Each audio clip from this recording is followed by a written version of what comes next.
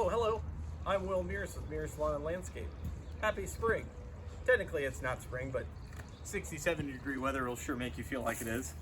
Today we're working up all the way up in Cameron, Missouri, and we're actually working on a big drainage project that we've been trying to get to for a while, and the weather's finally allowing us to get to it. I want to take this opportunity to explain everything that we can do from an external standpoint for your drainage. So give me a minute here. This is going to be a little longer video than normal, but let me show you what we're going to do. Okay, so there are three things that we can do on a house. First thing is add soil around the foundation. When we bury all these drains, we're going to have extra soil. I'll show you what we're doing over here. We have extra soil in this wheelbarrow that we can put. You can see the guys doing it right here along the foundation. They're adding soil, and they're adding soil around it so that water, when it hits that area, it drains off back to the side. So that's the first thing. That's pretty straightforward, and pretty much every house for forever in the Midwest needs that. The second thing is we can bury your downspouts. The biggest problem with burying downspouts is making sure there's a big maple tree here, making sure that your gutters stay clean long term. Gutter guards help, if not regular cleaning. That is the biggest problem with it, and it is important to keep that in mind.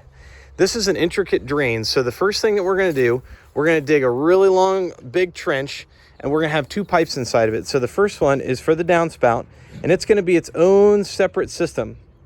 We'll explain that in a minute, but it's a 4-inch pipe that we're doing on this house. It's going to connect a series of downspouts that are a quantity of 4.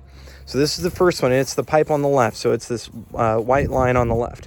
So it's going to be a 4-inch solid, which means that as soon as the water hits the roof, assuming you keep your gutters clean, here's the second one. It goes right here.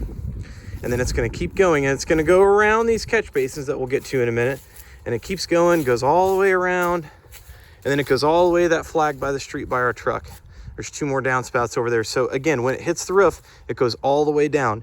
It's crucial that that is separate from the French drain, because the French drain is porous. So when you get a medium to light rain, the water can actually circulate back, because again, it's porous. If you get a medium rain and you just connected it, which I've done in the past, not gonna lie, I've had to learn this hard knocks.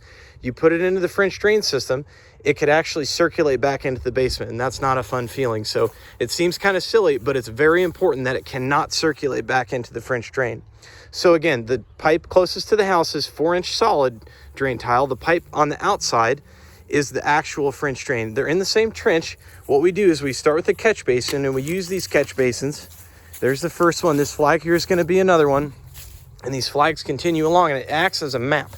It also acts as a clean out point, so that in 20 years, someone calls you, and if the homeowner doesn't live there, or if for some reason you don't know who installed it, you know, oh, okay, I can use logic and say, okay, there's where they go. They go all the way around. You can figure out what's going on, especially on an intricate drain like this. That is a 4-inch drain tile that's perforated, so it has little slits in it, and we put a sleeve around it so that it doesn't get clogged over time, and then it collects water. As you can see, it's kind of in the lowest area here, and it goes all the way around.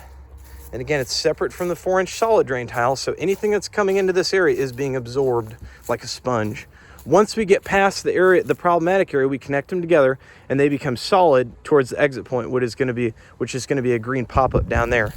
Now, to get back to the summary for everything, what we can do is typically 3 things.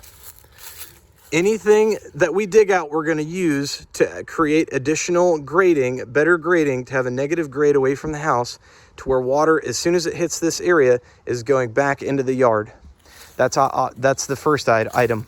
The second item is burying the downspouts in a separate pipe all the way to the exit point.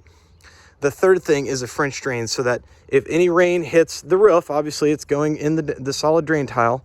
Anything that hits the soil over here is washing back into our French drain, as well as you can see, this is a hill over here. Their problem is it's all going into this area, and it's collecting, and then it's absorbed like a sponge and shoots out towards the street.